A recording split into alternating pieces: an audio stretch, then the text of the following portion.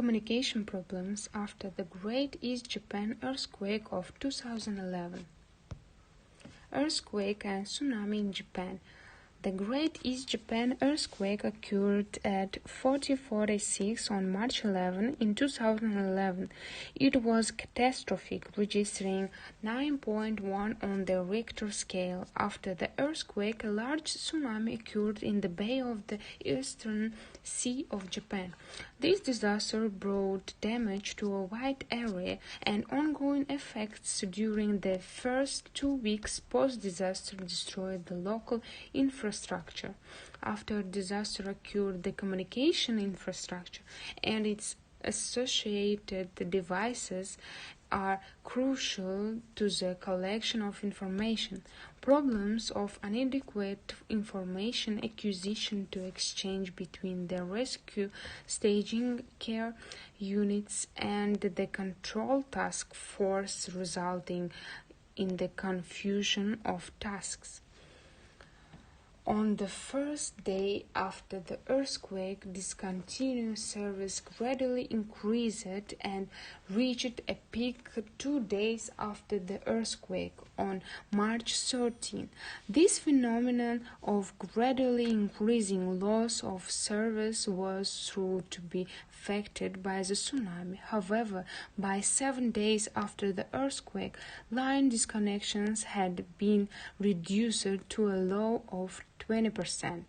At 7 days after the earthquake, the total number of mobile phones base stations without services was less than 3,000 stations.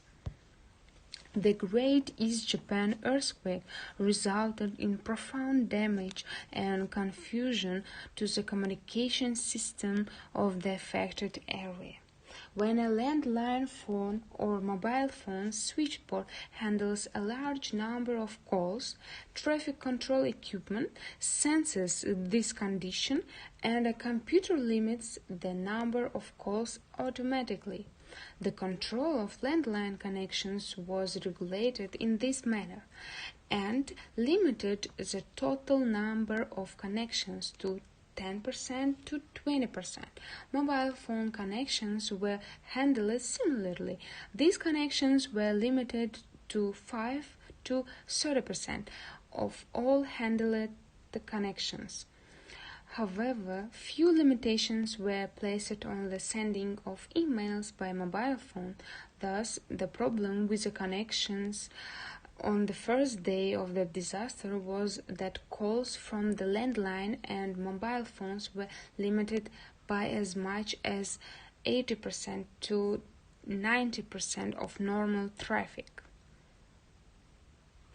Also, in Japan, it is required that the multi-channel access MCE radio system to be used for hospital-to-hospital or hospital-to-local authorities communications. MCE is useful for communication system because it's not affected by the automatic organizations.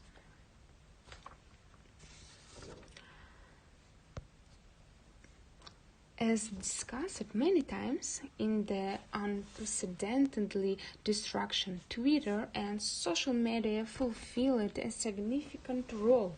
Twitter showed a lively reaction right after the earthquake occurred, showered its power not only as a method for victims to confirm each other's safety, but as a dissemination tool for support activities. Also, as pointed out by Shakhzoda, unlike cell phones, social media like Twitter, Mixi, and Facebook did not experience a delay in broadcasting their messages, which made them valuable in relief measures, confirming the safety of people in the affected areas and as a means of communication.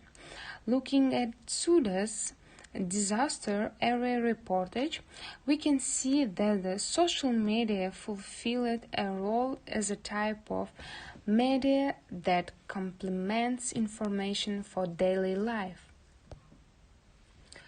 Huge natural disasters such as earthquakes, tsunamis, and volcanic eruptions usually caused a shutdown of the communication infrastructure.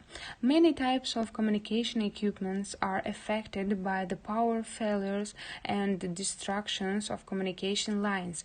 In this incident, much information was derived from often incomplete and sketchy voice communications provided by radio transceivers, satellite phones, and disaster prevention radios.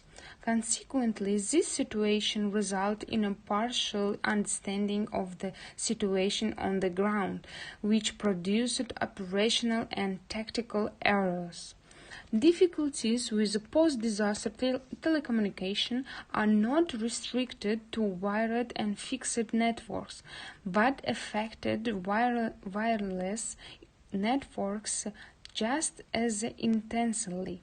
After transmission through a short radio wave path, wireless communication system eventually connect to a ground segment through an access point.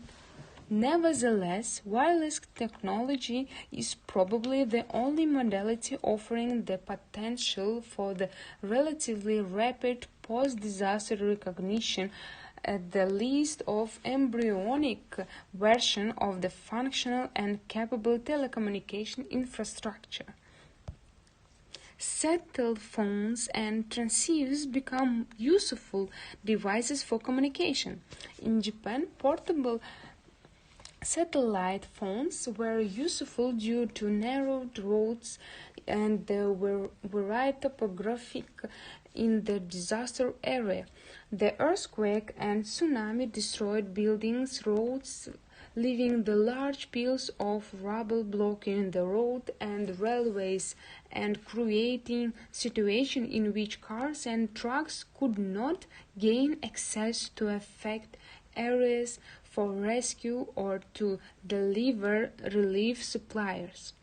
Portable satellite phones was found to be useful communication tool during this disaster. During the immediate 4 days period after the disaster, service to be many of the mobile base stations and landlines in the affected area was cut. In such conditions, satellite phones and transceivers become useful devices for communication. However, some problems were also experienced with the Japanese satellite phones after the earthquake. These problems include poor receptions, line instabilities, and the fact that these phones could not only be used for voice calls, which means that large amount of data could not be sent. Before the Great East Japan earthquake, DMT members were trained to operate with a simple and small amount of data. However, the responses from this survey identified that a clear need for DMTs to be able to send a large amount of data during the large-scale disasters. We can see that through mobile phones were useful and effective in the early days after the earthquake. These used Twitter and Facebook to communicate during the disaster. The new satellite phones need to be developed that connections can be easily communicate. Network and internet provides good line stabilities. Finally, a system is needed whereby high volumes of data can be transmitted by satellite phones.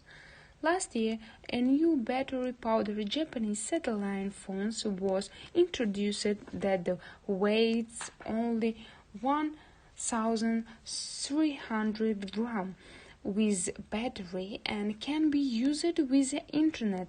We expect that this phone will become a part of the communication equipment used in future disasters.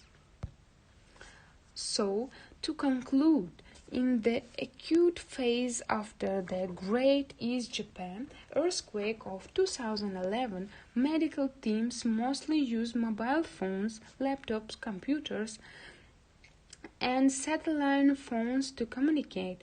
During the first 7 days after the disaster, the communication infrastructure was severely disabled, and it was difficult to use mobile and landline phones and computers with internet services with the communication system. However, by the end of this initial 7 days period, these devices could be used in the affected area. The development of the new battery-powered satellite communication devices that can transmit high volumes of data is portable and offers stable communication is necessary to ensure effective communication in the future during the acute phase of such large-scale disasters. Thank you for your attention.